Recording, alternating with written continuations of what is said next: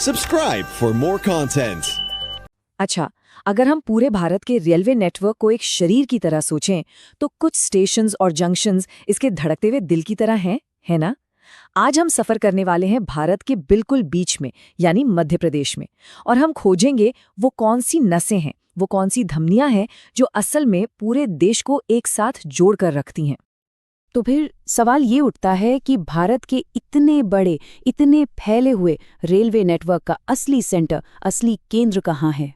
वो कौन सी जगह है जहाँ से देश के कोने कोने के लिए ट्रेनें दौड़ती हैं, जहाँ भारत की धड़कन महसूस होती है? और इसका जवाब, जैसा कि आप देख सकते हैं, भारत के दिल में ही छिपा है, मध्य प्रदेश। ये राज्य सिर्फ नक्शे पर ही देश के बीच में नहीं है, बल्कि ये सचमुच में इंडियन रेलवे का धड़कता हुआ दिल है। तो चलिए इस दिल की धड़कन को जरा और करीब से महसूस करते हैं। अगले कुछ मिनटों में हम मध्य प्रदेश के उन 10 सबसे जरूरी स्टेशनों की बात करेंगे जो इस दिल की मुख्य धमनियों की तरह काम करते हैं और पूरे देश को जोड़े रखते हैं। हम अपनी ये यात्रा एक उल्टी गिनती के साथ शुरू करेंगे। नंबर 10 से शुरू करेंगे और पहुंचेंगे नंबर 1 तक। अब ये जो रैंकिंग है, ये स्टेशन कितना बड़ा है, कितने प्लेटफॉर्म्स हैं और वहां से कितनी ट्रेनें गुजरती हैं, इन सब चीज़ों पर आधारित है। तो चलिए शुरू करते हैं। हमारी लिस्ट में 10वें नंबर पर है सतना, जो शानदार खजुराहो और रीवा जाने का गेटवे है। इसके बाद नंबर 9 पर आता है उज्जैन, महाकाल की नगरी, एक बहुत बड़ा आध्यात्मिक केंद्र जहां रोज हजारों श्रद्धालु पहुंचते हैं। और नंबर 8 पर है इंदौर, राज्य की हलचल भरी कमर्शियल राजधानी, जहां यात्रियों का जबरदस्त फ्लो रहता है। चलिए अब इस लिस्ट में थोड़ा और ऊपर चढ़ते हैं। अब हम उन स्टेशनों पर पहुंच रहे हैं जो नेटवर्क के असली पावर हाउस हैं, मतलब इनकी भूमिका और भी बड़ी और महत्वपूर्ण हो जाती है। अब देखिए, यहाँ चीजें वाकई दिलचस्प हो जाती हैं, क्योंकि अब बात सिर्फ पैसेंजर ट्रैफिक की नहीं है, बल्कि एडमिनिस्ट्रेशन और स्ट्रैटेजी की भी है। नंबर 7 पर है बीना, जो मालगाड़ियों और पैसेंजर ट्रेनों दोनों के लिए एक बहुत जरूरी जंक्शन है। नंबर 6 पर ग्वालियर, जो उत्तर भारत को दक्षिण से जोड़ने वाला एक ऐतिहासिक कनेक्टर है। लेकिन असली खेल यहाँ से शुरू होता है। नंबर 5 पर है रतलाम, जो वेस्टर्न रेलवे का एक अहम डिविजनल हेडक्वार्टर है, मतलब ये अपने एरिया के ऑपरेशंस को कंट्रोल करता है। और फिर नंबर 4 पर आता है जबलपुर, जो वेस्ट सेंट्रल रेलवे का जोनल हेडक्वार्टर है, यानी ये और भी बड़े इलाके की देखरेख करता है।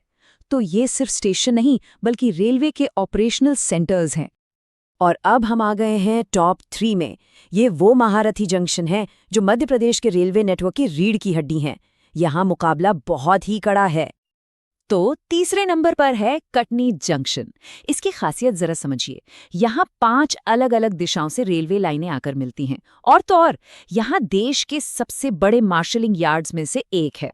मार्शलिंग यार्ड मतलब एक बहुत बड़ा पार्किंग और सॉर्टिंग हब, जहाँ मालगाड़ियों को बनाया और अलग किया जाता है। फिर नंबर 2 पर है भोपाल जंक्शन, राजधानी का मुख्य केंद्र।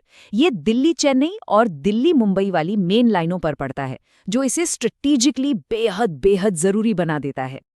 तो अब वक्त आ गया है उस स्टेशन का नाम जानने का जो मध्य प्रदेश के रेलवे नेटवर्क का निर्विवाद चैंपियन है। वो जंक्शन जो सबसे बड़ा है, सबसे बिजी है और सबसे ज्यादा महत्वपूर्ण है। तो कौन सा है वो स्टेशन जो मध्य प्रदेश में सबसे बड़े और सबसे व्यस्त जंक्शन के तौर पर अकेला खड़ा है? इसका नाम है इटारसी जंक्शन। ये है मध्य प्रदेश का निर्विवाद किंग। और ये क्यों किंग है, ये नंबर्स सब कुछ बता देते हैं। इटारसी से हर दिन 400 से भी ज्यादा ट्रेनें गुजरती हैं। सोचिए जरा, ये संख्या इसे दूसरे सबसे बिजी स्टेशन भोपाल से भी कहीं आगे ले जाती है। ये सिर्फ एक स्टेशन नहीं है, ये एक रेलवे का महानगर है। और इतने बड़े ट्रैफिक को संभालने के लिए यहाँ 8 प्लेटफॉर्म्स हैं। ये दिखाता है कि इस जंक्शन की कैपेसिटी कितनी जबरदस्त है।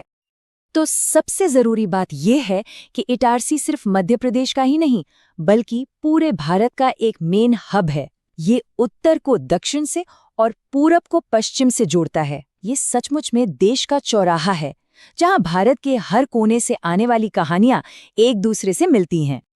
तो जैसा कि हमने अब तक देखा, जब हम इन स्टेशनों के बारे में बात करते हैं तो हम सिर्फ बिल्डिंग्स और पटरियों की बात नहीं कर रहे होते। ये देश की वो धमनियां हैं जो अर्थव्यवस्था को ताकत देती हैं, और करोड़ों लोगों को एक दूसरे से जोड़ती हैं। हर एक ट्रेन जो यहाँ से गुजरती है वो अपने साथ उम्मीदें, सामान और न जाने कितनी ही कहानियां लेकर चलती है।